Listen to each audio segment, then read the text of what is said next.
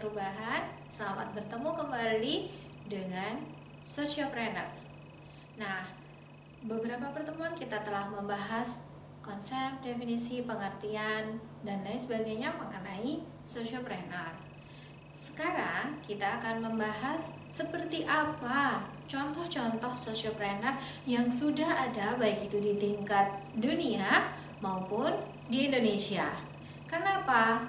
Dengan mempelajari Sociopreneur yang ada di dunia maupun yang ada di Indonesia, Anda diharapkan bisa terinspirasi kira-kira akan memilih Sociopreneur yang seperti apa, yang nantinya diharapkan Anda bisa menjadi seorang Sociopreneur yang memiliki peran besar pada masyarakat.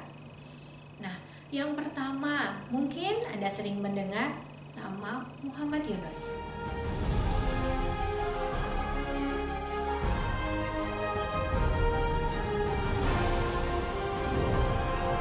Muhammad Yunus adalah pendiri Grameen Bank di Bangladesh. Pada saat itu Muhammad Yunus berusaha mengentaskan kemiskinan di sekitar Bangladesh atau di negara Bangladesh dengan cara memberikan bantuan pinjaman-pinjaman kepada para masyarakat yang ingin melakukan aktivitas bisnis tetapi tidak memiliki modal. Nah, pada Grameen Bank ini syaratnya sangat lunak dan masyarakat diberi kemudahan untuk melakukan pinjaman, tidak perlu memberikan agunan. Karena biasanya masyarakat kecil sebenarnya memiliki motivasi yang tinggi atau keinginan yang kuat untuk melakukan suatu usaha, akan tetapi tidak memiliki modal yang cukup. Dan masalah ini ditangkap oleh Muhammad Yunus sehingga mendirikan Grameen Bank dan memperoleh Nobel penghargaan. Muhammad Yunus memiliki tujuan untuk mengentaskan kemiskinan, dan dia mengatakan suatu kali anak-anak cucu kita harus pergi ke museum untuk mengetahui seperti apa itu kemiskinan. Mulia bukan? Apabila di dunia ini sampai kita harus pergi ke museum hanya untuk melihat kemiskinan, itu artinya kemiskinan sudah tidak ada lagi. Sehingga Muhammad Yunus memperoleh Nobel karena aktivitasnya mendirikan Grameen Bank. Pelaku sociopreneurship di tingkat dunia yang selanjutnya adalah Poonam Ahluwalia.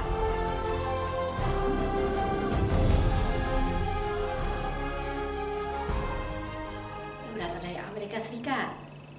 Poonam Ahluwalia melakukan aktivitas sociopreneurship di Amerika Serikat. Dia mendirikan yang namanya Yes Campaign, yang Entrepreneurship Sustainability. Yes Campaign adalah Youth Entrepreneurship and Sustainability. Ia mendirikan suatu lembaga sosial yang bertujuan untuk memberikan informasi tentang lowongan pekerjaan atau menyalurkan tenaga-tenaga kerja yang belum memiliki pekerjaan. Dari yang ia lakukan ini, ia mampu mengentaskan banyak sekali penganggur untuk memperoleh pekerjaan demi memperoleh penghidupan yang lebih layak. Tokoh sociopreneurship berikutnya berasal dari Indonesia. Kira-kira siapakah beliau? Beliau adalah Insinyur Ciputra.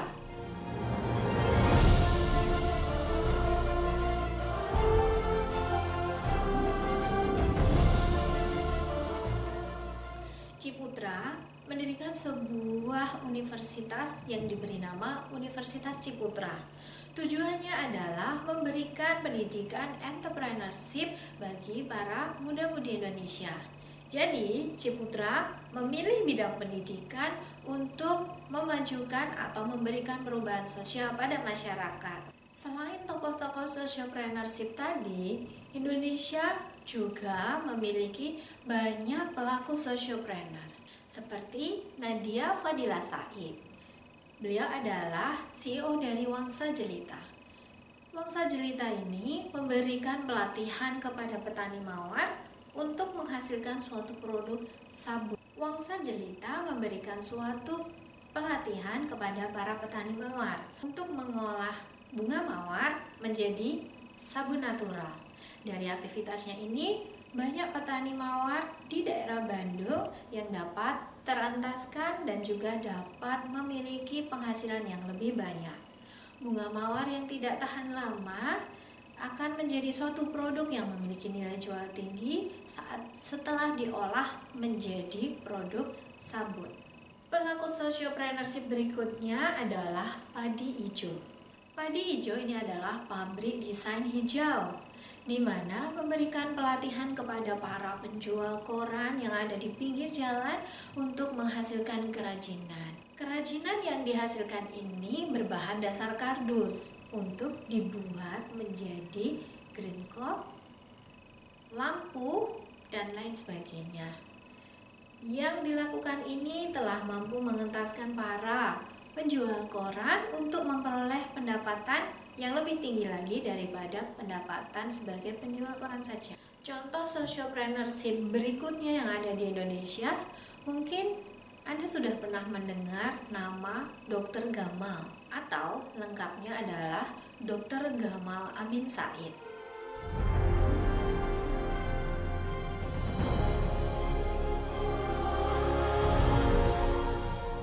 Dr. Gamal melalui profesinya sebagai seorang dokter pernah merasakan suatu masalah yang sangat menyentuh. Dr. Gamal pernah menemui satu kasus di mana anak seorang pemulung meninggal karena tidak memiliki biaya untuk berobat ke rumah sakit, hanya karena diare. Dari hal ini, karena Dr. Gamal memiliki kepedulian sosial yang sangat tinggi, Dr. Gamal mendirikan suatu klinik asuransi premi sampah. Klinik asuransi premi sampah ini dilakukan di Kota Malang, di mana masyarakat boleh menukarkan sampah, bisa berupa botol-botol plastik, botol-botol air mineral, untuk memperoleh kartu berobat. Sehingga terjadi dua masalah yang teratasi. Yang pertama adalah masalah kesehatan dengan memperoleh kartu berobat secara gratis dengan cara menukarkan sampah. Yang kedua, masalah sampah yang cukup banyak ada di negara kita. Jadi, Dr. Gamal telah melakukan banyak aksi memperhatikan lingkungan dan juga memperhatikan kesehatan masyarakat. Yang berikutnya masih lagi dari sociopreneur muda Indonesia. Ada namanya Al-Fatih Timur atau yang sering dipanggil Timi.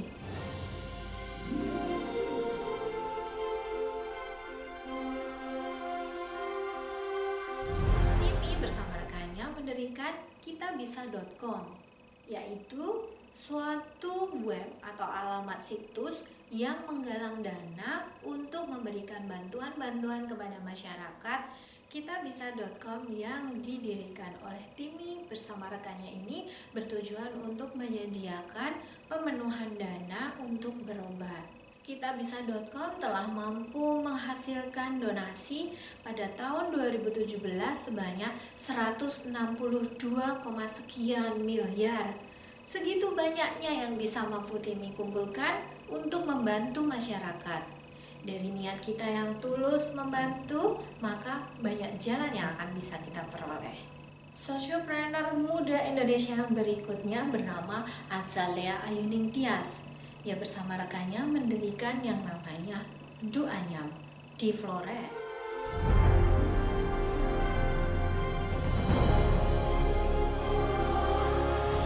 Duanyam ini adalah suatu aktivitas yang memberdayakan para perempuan yang ada di Flores untuk menghasilkan kerajinan. Kondisi yang ia temui sebelumnya adalah banyak masyarakat, ibu-ibu, baik balita yang mengalami malnutrisi. Malnutrisi ini bisa terjadi karena kurangnya makanan yang dikonsumsi yang mengandung gizi baik. Hal ini mengindikasikan bahwa pendapatan masyarakat tidak mampu mencukupi kebutuhan pangan yang layak. Oleh karena itu, Azalea Ayuning Tias berusaha untuk meningkatkan kehidupan serta kesehatan masyarakat Flores dengan mengajak mereka bergabung pada Duanyam. Duanyam menghasilkan produk kerajinan tangan berupa anyaman.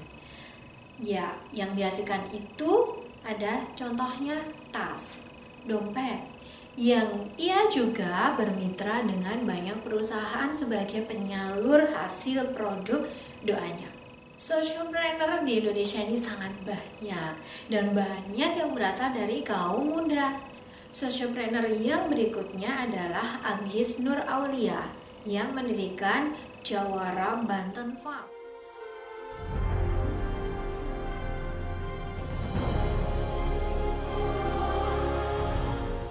Bidang pertanian mungkin bukan menjadi salah satu bidang usaha yang dilirik oleh para kaum muda. Karena apa? Dianggap kurang bergengsi, kurang kekinian, dan biasanya pertanian itu identik dengan masyarakat desa. Akan tetapi berbeda dengan Agis.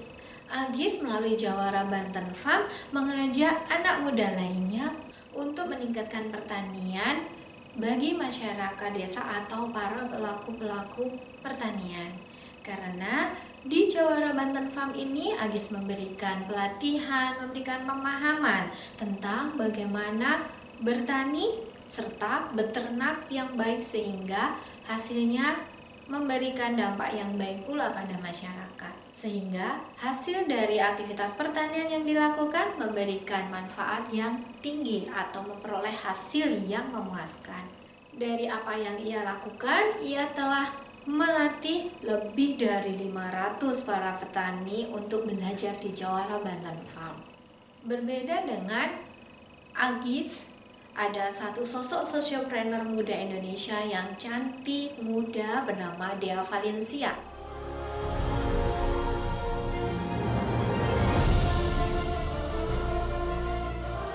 Dea Valencia yang merupakan sarjana multimedia memilih untuk menggeluti bidang batik. Ya, cerdas sekali. Kenapa? Batik adalah salah satu kekayaan budaya Indonesia yang diakui oleh UNESCO. Sehingga Dea Valencia sangat memahami bahwa batik memiliki potensi pasar yang cukup luas, baik pasar lokal maupun pasar internasional. Dalam usaha batik yang disebut dengan batik kultur, Dea Valencia mempekerjakan masyarakat yang berkebutuhan khusus. Kurang lebih 50% dari karyawannya merupakan orang-orang yang berkebutuhan khusus. Dea Valencia berusaha memberdayakan mereka yang tidak terserap di lapangan kerja untuk bekerja di batik kultur. Dari aktivitas yang ia lakukan, Dea Valencia berhasil mengentaskan memberdayakan sebanyak kurang lebih 40 para penyandang cacat. Dan mereka memiliki penghasilan yang mampu untuk menghidupi dirinya. Inilah yang kita lihat sebagai pemberdayaan masyarakat.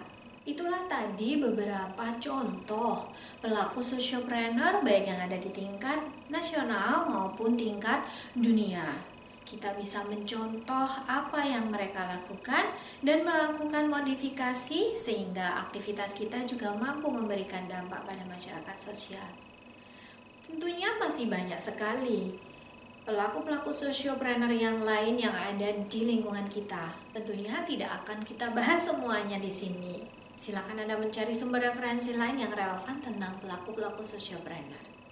Nah, sociopreneur yang sedang hit saat ini mungkin kita tahu. Ada salah satu contohnya adalah Gojek. Yang memiliki ide Gojek ini tentunya telah membangkitkan banyak sekali mereka yang tadinya memiliki pendapatan pas-pasan bisa memperoleh side income yang bisa mereka gunakan untuk meningkatkan kemakmuran mereka. Pendiri Gojek ini sangat memahami bahwa masyarakat saat ini membutuhkan kepraktisan serta kepastian. Moda transportasi adalah salah satu yang tidak pernah ada hentinya. Kenapa? Mobilitas atau perpindahan orang dari satu tempat ke tempat yang lain atau disebut mobilitas secara geografis itu terjadi setiap waktu. Di situ ada suatu masalah yang ditangkap, yaitu ketidakpastian tarif dan juga kekurang praktisan untuk memperoleh moda transportasi umum. Dengan aplikasi Gojek yang dulunya pekerjaan sebagai tukang ojek itu dianggap pekerjaan yang kurang baik atau mungkin kelas rendah, Nah, saat ini para pelaku ojek itu sudah menjadi terangkat citranya.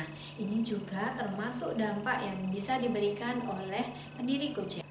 Selain Gojek, kita juga mengetahui adanya Jakarta Hidden City Tour.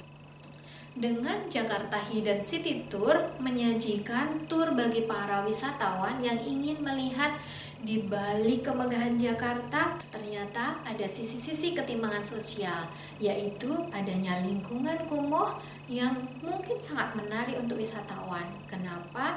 Di daerah yang merupakan kota besar di Indonesia masih terdapat masyarakat miskin. Nah, dari tur ini biayanya tidak murah, biayanya cukup mahal sebesar $700.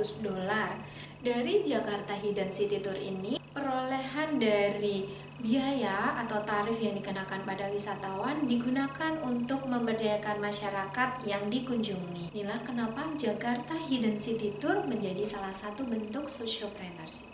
Di Indonesia ada juga yang kita kenal dengan dompet duafa. Dompet duafa awalnya didirikan untuk memberikan bantuan penggalangan dana bagi mereka kaum duafa. Akan tetapi karena aktivitasnya yang cukup banyak, sekarang dompet duafa mampu memberikan fasilitas berupa rumah bersalin gratis dan juga fasilitas mobil jenazah keliling. Barangkali ada masyarakat yang tidak mampu untuk membayar biaya pengangkutan jenazah. Dan ini difasilitasi oleh dompet duafa. Itulah tadi beberapa contoh sociopreneur dan juga sociopreneurship yang ada di Indonesia dan di dunia. Silahkan cari inspirasi yang bisa menjadikan kita seperti mereka.